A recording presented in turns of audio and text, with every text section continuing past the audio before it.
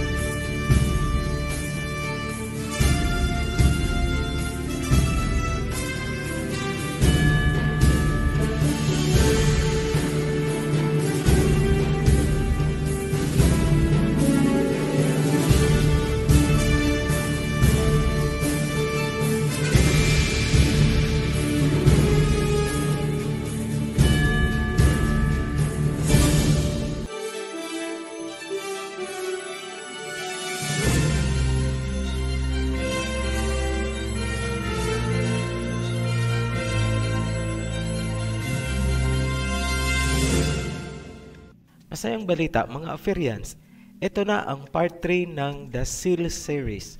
Sa mga hindi napanood ang part 1 at part 2, pakibalikan nyo muna para makarelate kayo dito sa pangatlo. Nasa description po ang link ng playlist. Tatalakayin natin dito ang pinakapopular na tawag natin sa Supreme Being. Bukang bibig ng mga Pilipino ang Diyos, Dios, Lord at God. At higit sa lahat ang salitang Jesus, Kristo, Heso Kristo at Kristo Jesus. Sa English ay Jesus Christ. Pero bago tayo tumuloy dyan, may dalawang comment lang po tayong sasagutin. Una, paano daw naging Yahawashai ang pangalan ng Misaya? Yung contextual at historical aspect ay napaliwanag na natin sa part 2. Yung Hebrew text na lang ang lilinawin natin dito. Nakikita nyo po sa screen ang alphabet. Naka-indicate ng arrow ang dalawang karakter, yung siya at ang I or ayin. Yan po ang last two letters ng Hebrew text na binasa nating Yahawashai. Mula sa kanan papuntang kaliwa ang basa. You have Ya, Ha, Wa, Siya at I na binabasang Shai. Hope that clarifies everything. Pangalawang comment, ayon daw sa Revelation chapter 2 verse 17 at Revelation chapter 3 verse 12, may bagong pangalan na daw ang Ama at ang Misaya. Basahin natin. Ganito ang nasusulat sa Revelation chapter 2 verse 17. He that hath an ear, let him hear what the Spirit saith unto the churches. To him that overcometh will I give to eat of the hidden manna, and will give him a white stone, and in the stone a new name written, which no man knoweth except he that receiveth it. Keywords. Number 1, churches. Ano ang tinutukoy? Mga simbahan at relihiyon. Number 2, mana. Sa panahon ni Moses, ito ay literal na pagkain mula sa langit. Number 3, hidden manna. Symbolic po ito. Number 4, puting bato na may nakasulat na bagong pangalan. Linawin natin. Ang tinutukoy sa talata ay mga tao na nasa mga churches, which of course ay mga relihiyon. Nagugutom sila kaya padadalhan ng hidden manna. Saan sila nagugutom? Amos chapter 8 verse 11. The days are coming, declares the sovereign Elohim Yahweh, when I will send a famine through the land, not a famine of food or thirst for water, but a famine of hearing the words of the Elohim. Malinaw, nagugutom sila sa pagkaing espiritual. Ngayon, bakit hidden manna? Dahil sila ay hahatiran ng natatagong salita na hindi maibigay sa kanila ng kanilang mga relihiyon. Hidden in a sense na hindi alam ng kanilang mga leaders. Ano ang bato? Ang bato ay simbolo ng pakikipagkasundo, isang vow or panata. Ibig sabihin, ang tao na kumain ng hidden manna ay makikipagkasundo sa Elohim, magkakaroon ng panata or covenant. gaya ng ginawa ni Jacob sa Genesis chapter 28 verse 18. Early the next morning, Jacob took the stone he had placed under his head and set it up as a pillar and poured oil on top of it. Then Jacob made a vow. Hindi na po natin itutuloy. Pinakita lang natin na ang stone ay simbolo ng panata. Malinaw na ang makakaalam ng bagong pangalan na nakaukit sa bato ay ang tao na pagbibigyan noong bato. Parang diploma lang. Kung sa'yo ibinigay, nakalagay doon ang pangalan mo. Bakit new name? Kasi ang Hebrew word na isinalin na name ay sham. Ibig sabihin reputation. At hindi bagong personal na pangalan ang ibig sabihin. In short, magkakaroon ng bagong reputation ang tao na tatanggap ng bato or covenant. Malinaw na ang tao at hindi si Abba Yahweh ang magkakaroon ng bagong reputation na nakaukit doon sa bato. Ngayon, puntahan natin ang pangalawang talata sa Revelation na may sinasabing new name. Revelation chapter 3 verse 12. Him that overcometh will I make a pillar in the temple of my Elohim, and he shall go no more out. And I will write upon him the name of my Elohim, and the name of the city of my Elohim, which is New Jerusalem, which cometh down out of heaven, and I will write upon him my new name. Ang nagsasalita sa talata ay ang Misaya. Sinabi niya na isusulat niya sa tao na makakatagal hanggang sa huli ang kanyang bagong pangalan or name. Huwag pong kalimutan na ang name ay galing sa Hebrew word na sham na may kahulugan ding reputation. Ang reputation ay may kaakibat na title gaya ng madalas nating marinig na Her Majesty, His Excellency, Your Honor, His Royal Highness, etc. etc. Sa talatang ito, sinabi ng Misaya na meron siyang bagong name or bagong reputation. Simplihan lang natin. Noong unang pumunta dito ang Misaya, ano ba ang title o reputation niya? Misaya, nakukutsain at mamamatay. Yan ang kanyang reputation noon. Ngunit sa kanyang pagbabalik, ano ang new sham or reputation niya? Revelation chapter 19 verse 16. And he hath on his vesture and on his thigh a name written, King of Kings and Lord of Lords. Ang King of Kings ay new name na ang ibig sabihin ay new reputation. Yan ang context ng Revelation chapter 3 verse 12. Babalik siya na may new reputation. Noon, Misaya, ngayon, King of Kings. Hindi po nagpalit ng personal name ang ama, kung kaya ang pangalan ng anak ay ganun pa rin. Ang ama at ang anak ay isa. Exodus chapter 3 verse 15. Elohim also said to Moses, Say to the Israelites, Yahweh Elohim of your fathers, Abraham, Isaac, and Jacob has sent me to you. This is my name forever, the name you shall call me from generation to generation. Sa Malachi chapter 3 verse 6 naman, For I am the Elohim, I change not. Therefore, ye sons of Jacob are not consumed. Maliwanag na sinabi sa dalawang talata, ang kanyang pangalang ibinigay ay forever na, across generations. Hindi rin siya nagbago, kung kaya hindi nalipol ang Israel ni Jacob. Ngayon, sa mga ipinipilit pa rin na may bagong pangalan, manalamin kaya kayo dito sa salita ng Mesaya. John chapter 5 verse 43. I have come in my Father's name, and you do not accept me, but if someone else comes in his own name, you will accept him. Napunta ako dito sa pangalan ng Ama, ngunit inyong tinatanggihan. Ngunit kapag may dumating na ibang pangalan, siya ang inyong tatanggapin. Sino ang nagdala ng bagong pangalan? Mga Greeks.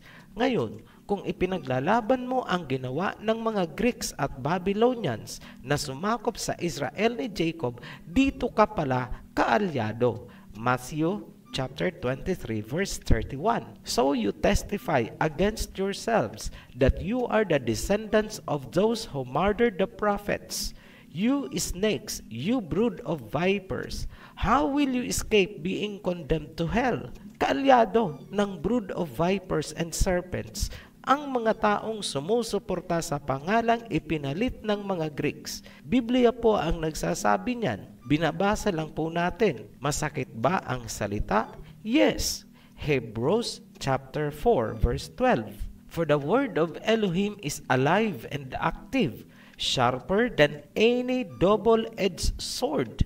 It penetrates even to dividing your soul and spirit, joints and marrow. It judges the thoughts and attitudes of the heart. Ngayon, dumako na tayo sa pinaka-topic nitong video. Bukang bibig ng mga Pilipino ang Diyos ko kapag nasisindak o dili kaya ay nananalangin. Pero ano nga ba ang salitang Diyos or Diyos? Una sa lahat, ang salitang Diyos ay minana lamang natin sa mga Kastila, hindi yan sariling atin. Saan naman yan kinuha ng mga Kastila? Ang salitang Diyos ay nagmula sa Latin na Deus. Pero tandaan natin na bago naging Latin ang Biblia, ito ay galing sa Septuagint na Greek. Kaya ibabalik tayo ng history sa Greece 280 years bago pa man isilang ang Misaya. Ayon sa Wikipedia, maraming scholars ang nagsasabi na ang Deus na Latin ay nagmula sa Greek word na Theos, meaning God. Ngunit hindi daw ang Theos ang totoong cognate, kundi ang ancient Greek na Zeus. Pakinggan niyong mabuti. Ang pinanggalingan daw ng Deus ay hindi ang Theos, kundi si Zeus. Sa Attic Greek, Zedeus. Doric Greek, Deus. Romanized, Deus. Spanish, Diyos. Filipino, Diyos. Ngayon, ano ang sabi ng Mesaya sa mga eskriba, Sadducees at Pariseos? Matthew 23 verse 13. Woe to you, teachers of the law and Pharisees, you hypocrites! You shut the door of the kingdom of heaven in people's faces. Isinara daw ng mga Pariseyos ang pintuan ng kalangitan para sa mga tao. Paanong isinara ng mga Pariseyo ang kalangitan para sa atin? Kasi hindi nila ibinigay ang password na pangalan ng Ama at ng Mesaya na magbubukas ng kalangitan para sa atin. Basahin ang Acts chapter 4 verse 12. Salvation is found in no one else, for there is no other name under heaven given to mankind by which we must be saved. Walang ibang pangalan na ibinigay upang magligtas sa sangkatauhan. So ano ang nangyari? Dasal tayo ng dasal gamit ang salitang Diyos. Katok tayo ng katok, pero hindi magbubukas ang pintuan. Bakit? Dahil ang password mo ay Zeus. Ang talino talaga ng mga serpent seeds. Ngayon, ano naman ang God? Pareho lang. English version lang po yan ng Diyos. Ano naman ang Lord? Madami tayong nakitang reference na ang Baal ay isang honorific title ng ibig sabihin ay Lord. Ganun kasimple. Kapag tinawag mo ng Lord ang may likha, tinatawag mo siyang Baal. Ngayon, dito tayo sa salitang Jesus at Christ. Ganito ang assertions ng ex-Chan community. Post nyo na lang ang video kung gusto nyong basahin ang bahagi na may mga naka-highlight. Ang Jesus daw ay mula sa Hebrew name ni Joshua na Yeshua or Yehoshua. Isinalin sa Greek, naging Jesus. Mula naman daw sa Jesus, isinalin sa Latin, naging Isus. At mula sa Latin, naging Jesus sa English. Yan ang sinasabi nila. Well, tingnan natin. Ito ang Hebrew transcription ng tunay na pangalan ni Joshua na ibinigay ng Wikipedia. Enlarge natin. Hindi po yan Yeshua or Yehoshua. Katotohanan, ang Hebrew name ni Joshua ay Paleo-Hebrew na walang tunog ng E, O at O dahil panahon pa yan ni Moses. Hindi Yehoshua or Yeshua, kundi Yahawashai ang pangalan ni Joshua. Malinaw na ang Isus ng mga Greek ay hindi galing sa Yahawashai na Hebrew name ni Joshua. Ito ang masasabi namin sa lahat ng sekta na ang ipinasasamba sa kanilang members ay Jesus, Jesus at Kristo. Malaki ang pananagutan nyo dahil marami kayong iniligaw. Lagi nyong sinasabi na huwag babaguhin ang salita, tapos ibang pangalan ang ipinasamba nyo sa mga members nyo. Ngayong itinutuwid namin, tinatawag nyo kaming Antichrist para sirain ang aming image. Pero kayo, ano kayo? Anti-Messiah. Ngayon, tingnan naman natin ang apelyido ng Jesus, yung Christ or Kristo. Ayon sa Wikipedia, ang Christ ay hango sa Greek word na Christos, meaning Anointed One.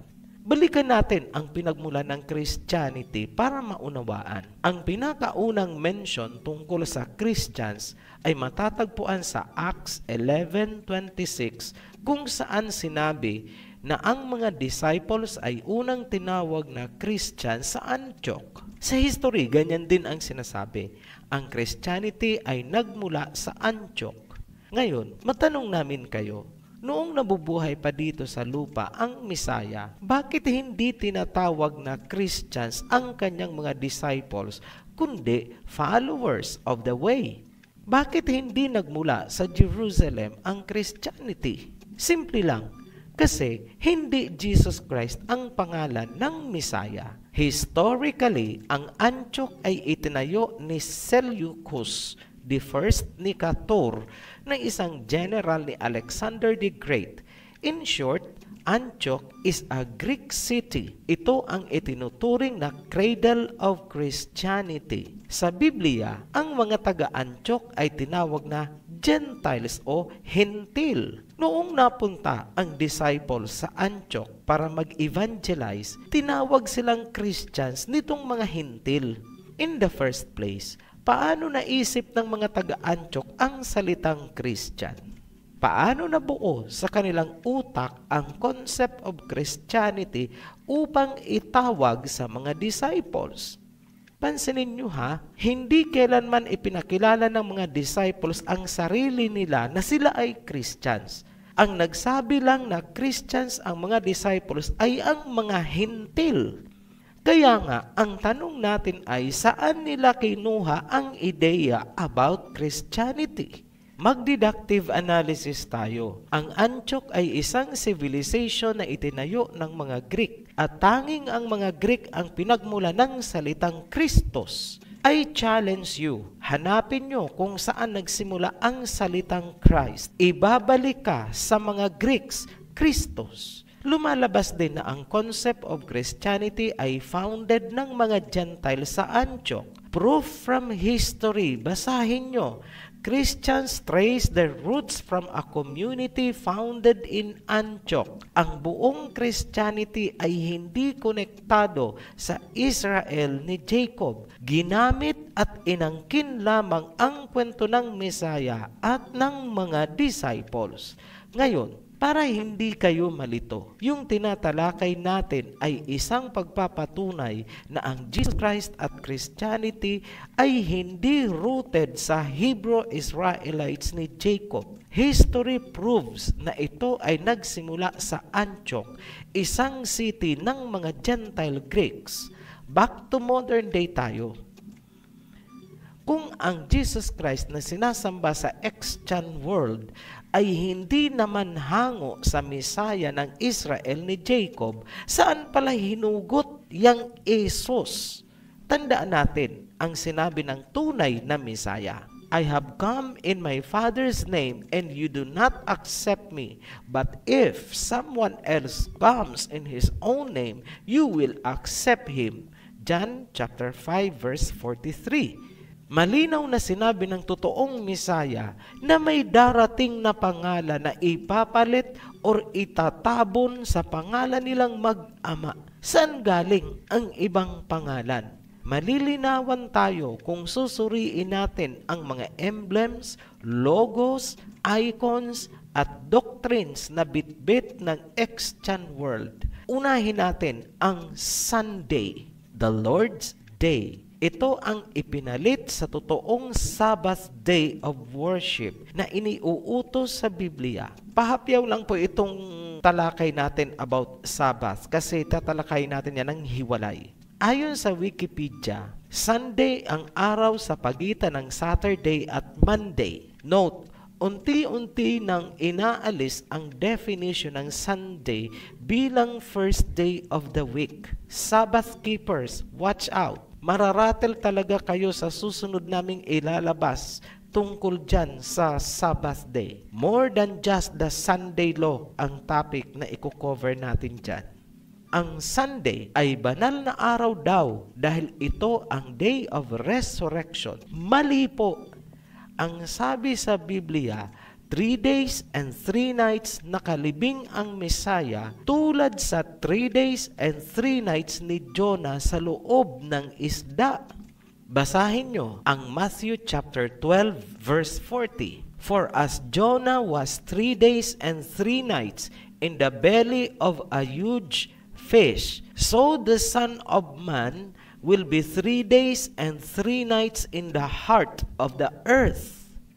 Ano pong ibig sabihin? 3 days and 3 nights siya sa libingan. Simpleng pagbibilang. Kung ang Mesaya ay namatay at inilibing ng Biyernes Santo ng gabi, bilangin nyo nga po ang 3 days and 3 nights para malaman kung anong araw talaga ang day of resurrection. Mula Friday ng gabi hanggang Saturday ng gabi is count 1. Sunday ng gabi ay count 2. Monday ng gabi ang pang 3 days and 3 nights. Ibig sabihin, ang day of resurrection ay hindi Sunday, kundi Monday ng gabi. Aba, kahit hindi nakatungtong ng elementarya, basta marunong magbilang sa daliri, makikita niya agad na hindi Sunday ang pang 3 days and 3 nights mula sa Biyernes Santo. Maliwanag na ang ipinalalabas na kabanalan daw ng Sunday ay walang kaugnayan sa day of resurrection. Common sense, magbilang sa daliri. Ngayon, ano ang totoo? Ito, first paragraph, highlighted. In Roman culture, Sunday was the day of the sun god. It was the center of the popular cult among Romans. Magagalit na naman kayo? Ayon mismo sa isang church father, si Saint Jerome, na nagsali ng Latin Vulgate Bible, kanyang dineklara. Ang sinabi niya, if pagans call the Lord's Day, Day of the Sun, we willingly agree, for today, the light of the world is raised. Today is revealed the Son of Justice with healing rays. Maliwanag sa salita ni Saint Jerome na ang Sunday ay isang banal na araw sa mga pagano at siya ay umaayon dito dahil ang rays daw ng sun ang nagbibigay ng liwanag, justice at kagalingan. In short, ang Sunday worship ay sun worship at hindi nauugnay sa sinasabi nilang resurrection. Ang katibayan na ang Christianity ay sun worship ay makikita sa mismong pinaka-emblem ng Christendom. Yan ang Christogram, araw na may mga ray. Sa loob ng araw nakaukit ang IHS na pinaikling Latin ng pangalang Isos. Sa English, Jesus. Ang Greek, Isos Christos, ang Misaya nila sa sun worship every Sunday. The emblems, logo, and practices speaks loud and clear across history. How can you deny it? Ngayon, paano ba makalaya sa paganong pagsamba na ito? Simple lang. Una, tangkilikin mo ang tunay na pangalan ng Ama at ng Mesaya dahil walang ibang pangalan na ibinigay upang iligtas ang sangkatauhan. Pangalawa, hugasin mo ang dumi na nagpulyot ng iyong spiritual consciousness. Pag nalinisan mo na, nahugasan mo na, naalis mo na ang pollution na yan sa iyong consciousness, saka palang papasok sa iyo ang spirit ng pangalang Yahweh at Yahwashai. Sa susunod na video, tatalakayin namin kung paano ang paghuhugas na inyong gagawin. Paalala, sa mga nagpaplano magtayo ng mga sekta gamit ang banal na pangalan, huwag niyong gagawin yan. John the Baptist never baptized people into a religion or into any organization. Hindi po siya nagbaptize para magparami ng members. Tatalakayin natin ang totoong baptism sa susunod na video. Sa mga naghahamon naman ng debate, pasensya na, pero ito ang sinasabi ng Biblia. Matthew chapter 7 verse 6. Do not give to dogs what is sacred. Do not throw your pearls to pigs. If you do, they may trample them under their feet and turn and tear you to pieces. Huwag ibigay sa mga aso ang isang banal na bagay o sa mga baboy dahil aapak-apakan lang nila yan at yuyurakan. Yan ang rason bakit hindi kami nakikipagdebate. Muli kaming nagpapasalamat sa inyong mga patuloy na nagsusbaybay sa ating mga video. Para po sa mga bago nating subscribers, welcome po to our heritage. Para sa lahat, be blessed. Shalom. Tunay ngang maraming dapat muling tuklasin kung kayo'y natuto o naliwanagan. Pakisuportahan ang ating gawain sa pamamagitan ng pag-like at pag-subscribe. Muli, maraming salamat sa panunood. Kita-kits sa susunod na video ng Mensahero ng Silangan.